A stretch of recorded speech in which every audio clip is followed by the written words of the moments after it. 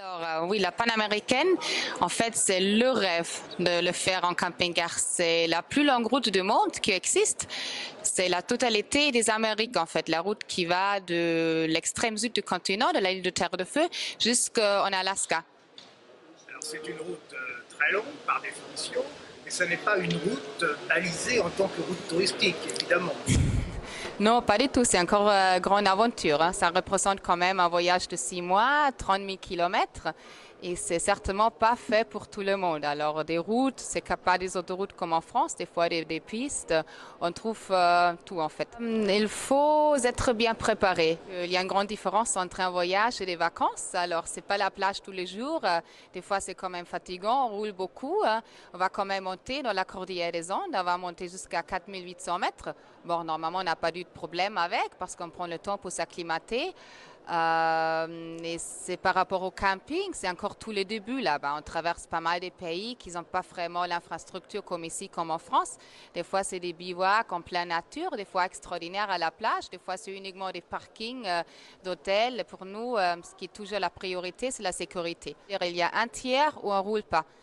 Hein, alors des fois, on reste 2, 3 nuits. D'abord, on fait la visite guidée, accompagnée pour apprendre quelque chose.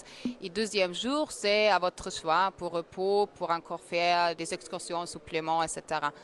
Est-ce que toutes les nuits se déroulent dans les camping-cars ou est-ce qu'il y a des bivouacs, parfois un recours à l'hôtellerie locale ou à l'habitant? Oui, il y a des bivouacs, des fois je fais même chez les locaux, sur une ferme. Et c'est le but aussi de connaître un peu les différentes cultures chez les locaux. Par exemple, on dort sur une estancia, une espèce de ferme dans la pleine Patagonie. Là, on peut passer une soirée avec les gens, on va observer le travail de la tonte, etc. Alors c'est vraiment exotique, folklorique même des fois. Alors, j'ai feuilleté bien sûr le catalogue, il y a des épisodes qui doivent être très forts, comme celui où on embarque les camping-cars sur des barges pour la traversée du lac Titicaca, par exemple. Oui, alors le fameux Titicaca, c'est vrai, c'est l'aventure. Il y a les petits parcs avec les camping-cars, mais je pense que c'est super. Qui peut dire qu'il a traversé le lac Titicaca avec son propre camping-car? Et il y a toujours un peu ce côté risque, mais après, c'est le client, le participant qui a le choix, hein. On n'est pas obligé de le faire. On n'a pas besoin d'un 4x4 et ça dépend beaucoup du chauffeur.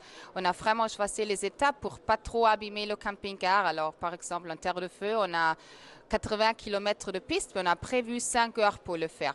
Alors, on va vraiment doucement d'un trou à l'autre et comme ça, c'est tout à fait possible. Mais à la fin du voyage, vous avez encore votre camping-car. Alors, on a vraiment pris les itinéraires par rapport aux curiosités, les paysages qu'on peut voir. Et il faut toujours, c'est un choix. Mais bien sûr, c'est tout à fait possible avec un camping-car normal.